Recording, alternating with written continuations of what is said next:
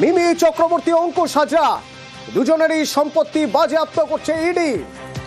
Betting app মামলায় সম্পত্তি ক্রোক enforcement ডিরেক্টরেটের। কোন মামলার প্রেক্ষিতে কি খবর পাচ্ছি মুম্বাই থেকে জানবো। আমার সঙ্গে মানুষ রয়েছেন। মানুষ,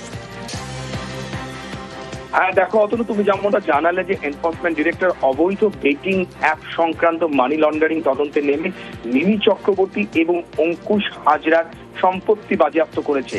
আমরা জানি যে তাদের বিরুদ্ধে এই অ্যাপগুলি প্রচারের অভিযোগ ছিল এবং আর্থিক লেনদেনের বিষয়টি খতিয়ে দেখতে গিয়ে কিন্তু ইডি তাদের এই সম্পত্তি বাজেয়াপ্ত করেছে এবং বেশ কিছুদিন ধরে আমরা শুনছিলাম যে তাদের সম্পত্তি বাজেয়াপ্ত করার প্রস্তুতি নিচ্ছে ইডি, কিন্তু এনফোর্সমেন্ট ডিরেক্টর আলটিমেটলি তাদের সম্পত্তি বাজেয়াপ্ত করলো।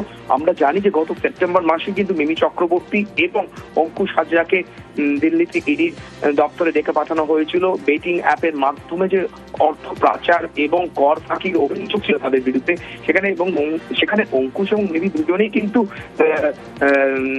হাজিরা দিয়েছিলেন, তাদের বয়ান রেকর্ড করা হয়েছিল।